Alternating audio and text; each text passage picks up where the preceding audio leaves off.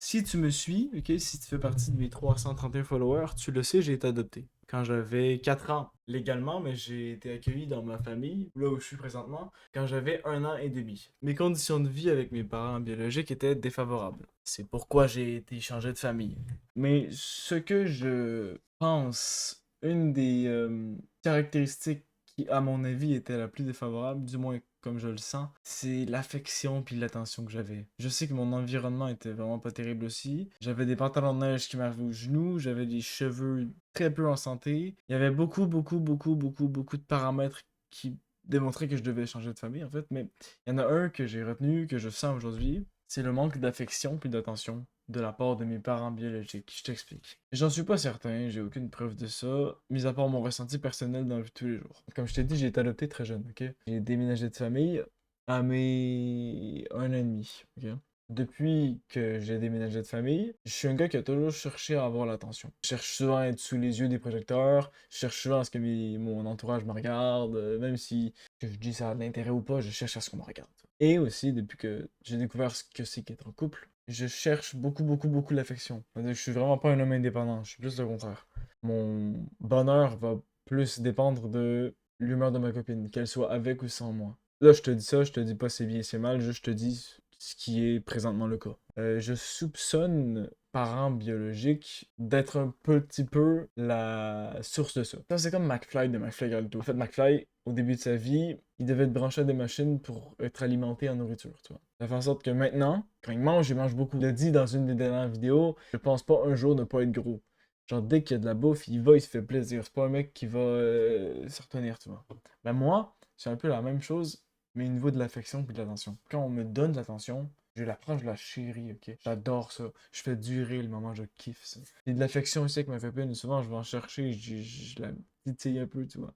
Évidemment, c'est pas toxique. Il y a des filles qui trouveraient ça trop toxique, qui trouveraient ça pète couille. Mais heureusement, la copine que j'ai, elle accepte ça, tu vois. J'imagine que quand elle s'est intéressée à moi, elle a vu que j'étais adopté, puis ça a comme. J'espère pour elle qu'elle s'y attendait, parce que bon, c'est le cas. Je suis j'ai besoin d'attention.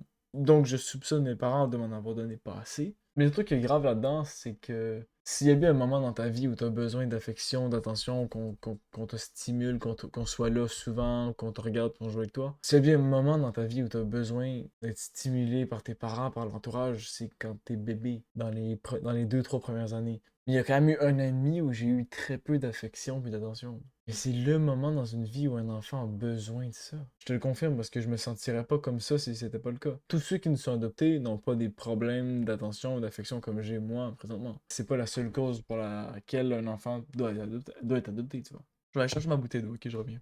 Par contre, ok, j'ai vieilli depuis, je te dirais, 1 an ou 2. Avant, en fait, j'avais le besoin d'attention constant, mais qui était désagréable. Ce qui veut dire que même si ce que je voulais dire ou ce que je voulais faire ne valait rien ou pas grand chose, ou c'était pas pertinent ou c'était pas drôle, j'y allais quand même juste pour avoir des réactions de la part des gens. Aujourd'hui, mec, quand je suis en famille, quand je parle, j'articule beaucoup mieux, je dis des phrases qui ont plus de sens. Tu l'as peut-être vécu toi aussi, toi. Le moment dans lequel tu es en famille, puis tu niaises, tu fais un peu de la merde, tu dis un peu de la merde, puis il y a quelques années qui passent, puis hop, tu te rends compte que, ok, ce que tu dis, les gens l'écoutent, les gens comprennent, les gens, ils réfutent pas, ils disent, ok, t'as grandi, ce que tu dis, ça a du sens, c'est des faits, c'est cool. Je sens que je suis presque à la fin de la transition, toi. Oui, je demande de l'attention, je demande de l'affection un peu, c'est plus amoureusement, mais l'attention que je demande aujourd'hui est vraiment pas la même. Mais maintenant, ce que j'aime, c'est que j'ai appris à faire en sorte que quand on m'écoute, quand c'est moi que tout le monde écoute, ce que je veux dire, pas du cacamou. Ça arrive encore que ça l'est, mais de moins en moins. Tu sais. Donc, si je peux résumer ça, ça va être une vidéo YouTube assez courte. J'ai été adopté.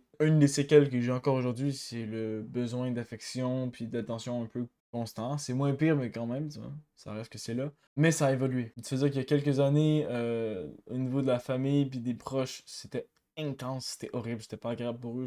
J'ai vraiment été une plaie pendant quelques années.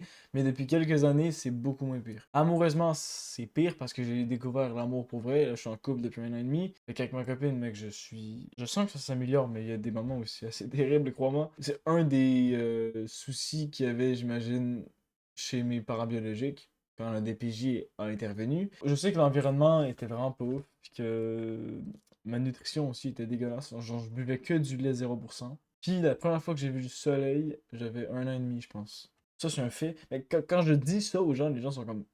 Hein? comment c'est possible. Donc voilà, c'était une petite vidéo. J'espère qu'elle t'a inspiré, qu'elle t'a fait vivre des émotions cool, positives. Ça fait un plaisir. On se voit bientôt pour une prochaine vidéo. C'était une de mes principales séquelles durant mon adoption qui évolue avec le temps. Ça fait un plaisir.